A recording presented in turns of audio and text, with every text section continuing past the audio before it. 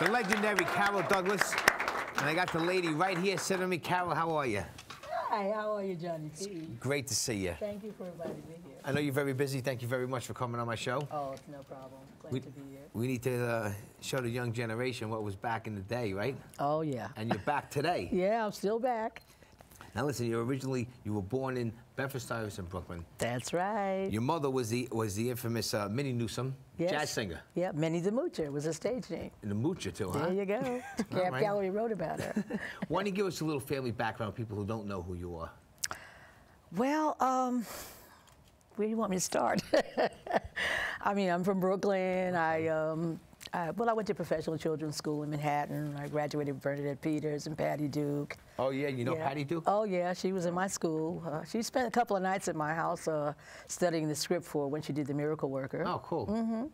That's Yeah. nice. Yeah. Now, there's a trivia about you. At the age 10, you were contestant and a winner on that the hit show, Name That Tune. Everybody remember Name That Tune at all? Wow. The younger generation won't know, but that was a great show. Yes, it was. Why don't you tell me about that? How'd that happen? Well, my mom sent the postcard in, and that particular evening, my father made a bet with her. He says, she's not going to come on because, she's coming on. She says, I bet you $50. They're going to pick her name out of it. And they reached in and said, these songs were sent in by Miss Carolyn Strickland, 497 Halsey Street, Brooklyn, New York. And I fainted, and I was on the show. That's great. Yeah. For people who don't know, especially the younger generation, Name That Tune was a show where you got called up like I'm talking, and they'll play like 3 bars of a song, and then you'd have to guess what it was. But it was a great show. Yeah. I watched that a lot when I was a kid. But that wasn't my show, though. My show was They Rang the Bell. There was another Name That Tune, so I did. Oh, yeah? Yeah, I did. You ring the bell, and by them picking the postcard out, I was a contestant with the professor from Hunter College, Professor Robert Hayden from Hunter College. They picked the postcard out so I could be his contestant because he had already won a large amount of money to win the big prize, and they were really surprised that I knew all the songs because my mom, being a blues singer, I used to play with my dolls, and I remember all the songs, and we went on to win the $25,000. That's great. And $25,000 is like what? About like $250,000 now? Back in the day, yeah. What'd you do with that money? Well, I put it away for my education. Oh, nice. That's cool. Mm-hmm. Now, back in high school, you were with a trio named April, May, and June. Oh, yeah. What was that about? Well, a few girls in my school, Mary Seymour, who later on became my background singer, we decided to start a group. Little Anthony Imperials was our manager. Yeah, Little Anthony Imperials. Yeah, and we named it April, May, and June. And then we changed it to the Tylers. And it just really didn't happen because nobody had vocal training back in those days. So my mother says, Carol's got to be the lead. So the group broke up, and here I am, a single artist. I mean, for Anthony and the Imperials to look after you girls, you had to be some kind of talent going on. Oh, yeah. They saw the talent. They saw the talent. Now, you made it says in your bio, you made a one-off recording in 1963 for RCA, right? Yeah. And that was I Don't Mind. And I Don't you were under Mind. a different name. Yeah, Carol Cook. I'm Sam Cooke's cousin. Nice. And RCA signed me, and the song really didn't happen because I was still in high school, so it was kind of a problem, being in high school and have a record out, and I couldn't do touring, so that ended. But music really wasn't your passion. I mean, you got into acting, and you started doing jingles, commercials, off-Broadway. Yeah, for Ideal Toys, I did jingles. I did some off-Broadway with James Earl Jones and Cecily Tyson when they first started out, and also Clarice Taylor. She became Bill Cosby's mother on The Cosby Show. Oh, really? Yeah, she was my mom in my first play called One Tuesday Morning. And I did the Shakespearean Festival Theater again with James Earl Jones, Matt Sinclair from Trapper John. And I'm really honored that I was understudy for Jonelle Allen of Dr. Quinn Medicine Woman. Wow. I was her understudy at a small age. So I've done a lot of acting. That's cool. Yeah, as a child. Now, in the early 70s, you started getting back into singing, and it says here that you cut another single called Some Tears Fall Dry. Yes. Did that go anywhere, or it was just No, it demo? was just a demo, just a demo. Mm-hmm. And I heard that you really didn't think you were going to be a singer. Is that true? Yeah, I really didn't think I'd be a singer. What were your main goals? Just getting into acting and stuff like that? Well, I really like doing makeup. I was always in school because I used to put hearts on Bernadette Peters' face in the bathroom. I never was in class, So I used to put hearts on her face and say, I want to be a makeup artist. That's what I want to do. My mother goes, no, you're going to be a singer. So I was a tap dancer. I studied with Gregory Hines, the same tap teacher. What's the story about your tap dancing? Who saw Jackie Gleason? Yeah, I saw Jackie Gleason saw me tap. He used to be Tap and Toe. His name was Alan Weeks. He became, he grew up to be in movies with Chuck Turner, Isaac Hayes, French Connection. He was my dancing partner, and we were like Tap and Toe. So we auditioned for Jackie Gleason. He says, hey, you guys are really good. So my mother says, oh, no, she's going to be a singer. Always, she's going to be a singer. So. Did you watch The Honeymooners? Did you know who he was at the time? Definitely, yes. How was he, a nice guy? Oh, he was such a funny guy. Such a funny guy. Like, More talented. He always liked to eat hamburgers. Nobody really knew, Jackie Gleason ate a lot of hamburgers. Does anybody get my hamburger, So he was really nice, yep. Now we're going into like 1974 now, a couple of years later. Okay. Your hit song, Doctor's Orders, it went #2 on the Billboard charts. Yes, it Now, did. right from there, I bet you didn't even know what happened. I was completely surprised. I just, I really wanted to sing a little more soulful song, and I wasn't really into the disco thing, but it happened. I opened Studio 54, and a lot of the clubs, and I didn't know the song was just going to be as huge as it was. And did you think disco was going to be that big at that time? well, I kind of, the records kept coming and coming with the Village People and, Martha Wash and Sylvester, and starting to perform, and people like really got hot in the clubs, and people were jammed in together, and I'm like, it's 4 o'clock in the morning, don't people have to go to work? What are they doing in here, So it really was something. It was really an honor and a pleasure to perform for a lot of those clubs and see the people really get into you. Now, what brought on the recording of Doctor's Orders? How did they approach you, a producer? How did that all happen? Well, my mom, it was in show business. It was like a record company was looking for a female singer to sing a record, and I went over and auditioned. I walked in, and I got the job. That's great. Yes. And then in 1975, you released Midnight Love Affair.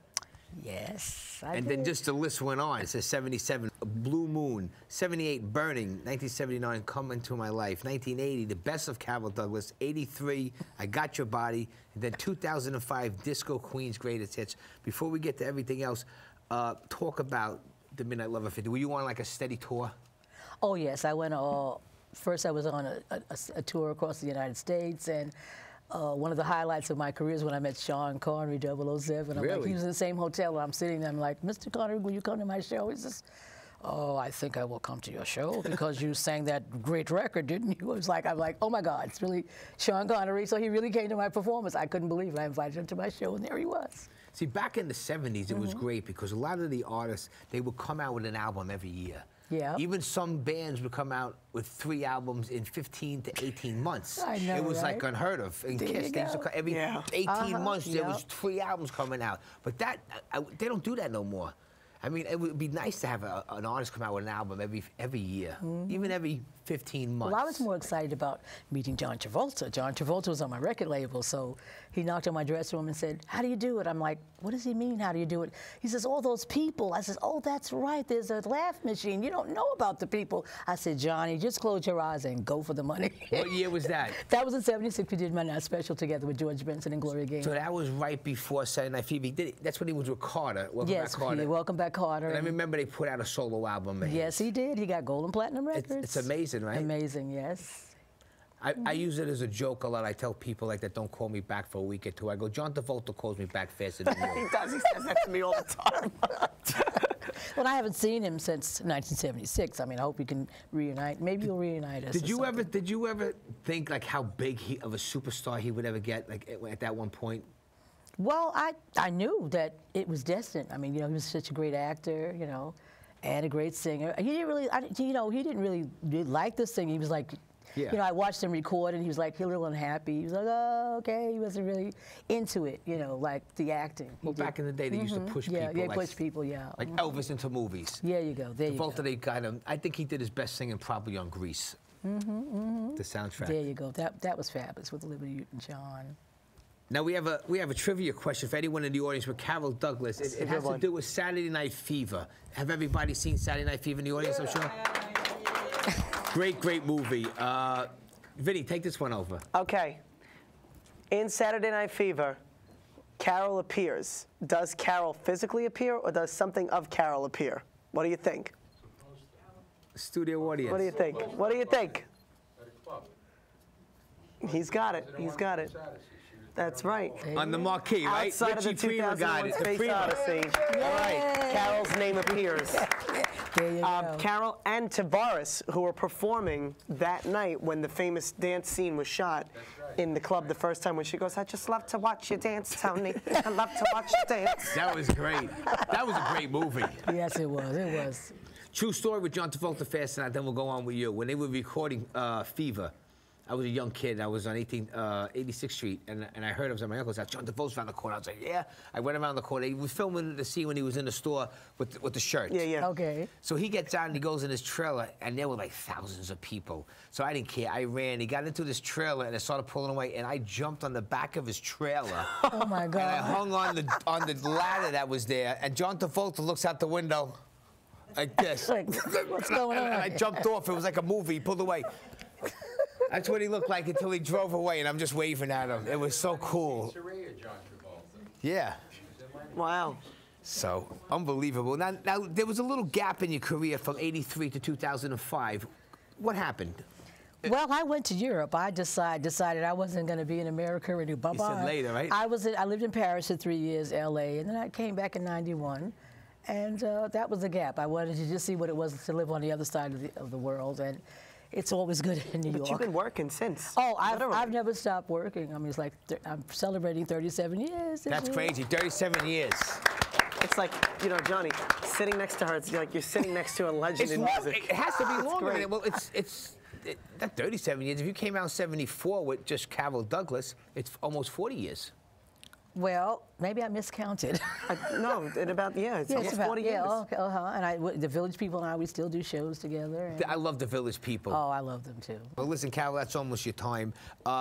You're in an off-Broadway play right now. You made a couple Well, I've done it appearances? already. I've done my first gay Italian wedding, and Okay. and I also want to say happy birthday to my manager, who's celebrating her 40th birthday. Gigi? Again, yeah. All right, let's give a To happy Gigi. birthday. Yes, it was like really great fun, you know, being on the stage, doing a little acting role there again. Maybe I'll do another film or something. I'd like to listen, do that. You only got one life to live. Yeah. You know, you should come. March 21st, she's going to be singing at a disco night I'm hosting at the At Old the Bermuda Old Inn. Bermuda Inn, I know. You got to I saw come. it. I would love to definitely come. Absolutely. So we'll have a good time The with roof that. will be on fire that Oh, night, right? that'll be wonderful. We'll have a good time. So listen, Carol, where can people find you on the internet? Do you have any Facebook or Twitter? Yeah, got the gig at AOL.com. Oh, nice. There you go. All right, well, Look me Carol, up. anytime, come Oh, back thank you for again one having day. me. Thank you. Carol Douglas, everybody. Thank you. Carol! All right. Well, it's about that time we have to say our goodnights, and I'd like to say a special thank to my good buddy DJ Vinny over there. Yeah, for we had a coming back great on the show. time. Thank you so much. Thank you for having me. And I actually got your last name right now, You right? did. I'm so proud of you. Medunio. You're the man, John. Yeah, I'm hooked on phonics now. It's going to take me a little while. Well, we'd like to thank all our friends who donated the fine dining to the show that you guys ate. It's always like some kind of holiday when you come eat at the Johnny P Show. Paulie and George at Nucci's Restaurant, and we have Fratelli's Pizzeria. We have Cigar and Bagels located in Princess Bay. And if you need to be a guest or be part of our studio audience, just get us at a late night with Johnny P at yahoo.com. Full episodes of the show on Vimeo TV, short clips on YouTube. Get us on Facebook and Twitter. And thank you all for coming. Have a safe night. God bless you. Thank you. Did you want... P. You got the bell.